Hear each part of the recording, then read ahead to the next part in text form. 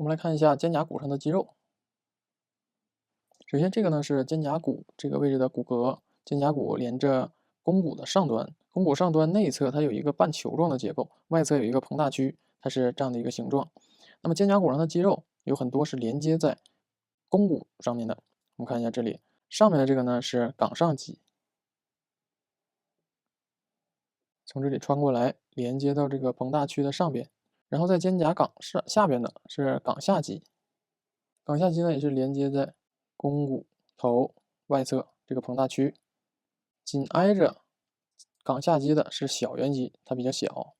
我们通过这个横断线来画一下它的体积，略有点弧度。冈下肌呢是这种鼓的，然后小圆肌呢是圆柱形的，但是它比较小，一般在体表呢很难看见。然后在它们的下边，肩胛下角这里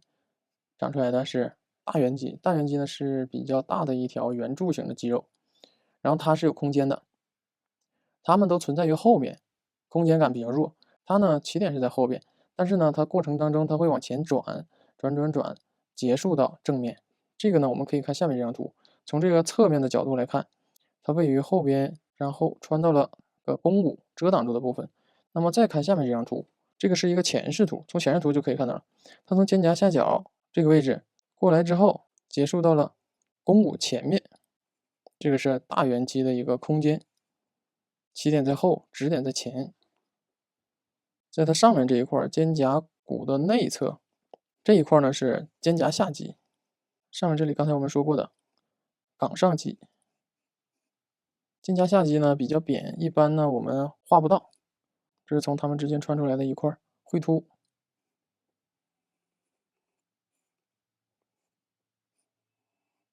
冈上肌其实一般情况下也是画不到的，因为它在体表里边，在斜方肌的下边，也很难看到它，基本上是不会去画它的。常画的就是这几块：冈下肌、小圆肌、大圆肌。然后盖在它们上边的，把它们的结束点压盖住的是这一块肩三角肌。从后边去看，肩三角肌呈一个宽阔的三角形。在之前的视频里面我们讲过，肩三角肌外侧的这个轮廓类似一个梯形，在这里和这里分别有两个拐点。后边这里呢略平，中间这个部分略鼓略饱满。然后我们一般画背部的时候，更多的是画的这一块结构：冈下肌、大圆肌、小圆肌。然后我们不画网格线的话，我们怎么去表现它的体积？后边这一束在指点的这个部分是穿到中束的下边，所以呢，在这里交代一下，这里一般的情况下会比较薄一点点，相对来说更厚实的地方呢在中间这个部分。外侧有两个拐点，在下面这个拐点往下走的时候，往里边画一点颜色，这样的话它的体积感就会更强一点。小圆肌一般比较难在体表观察得到，所以可以把它含进去。然后交代一下这个冈下肌它的厚度。那我们画造型呢，很多时候都是在画它们之间的关系，谁挨着谁，谁压着谁。然后由于大圆肌它是一个圆柱形，所以说我们在这里找一个它的明暗交界，下边给一个暗部和反光，上面亮面先暂时留着。这个是冈下肌，这个是大圆肌，这个是肩三角肌。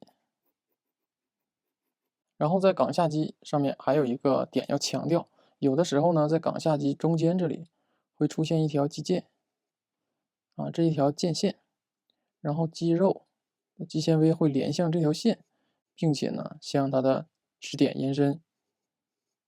有的时候冈下肌呢会是这样的一个状态，所以说有的时候在体表看到冈下肌中间有一条印儿，很容易把它误会成它和小圆肌或者说大圆肌之间的边界，这个要注意。冈下肌的比例，它一定是比小圆肌和大圆肌要大的，比它们两个加起来都要大。看到它在肩胛骨上面的占有的点，要比大圆肌占有的这个距离要长。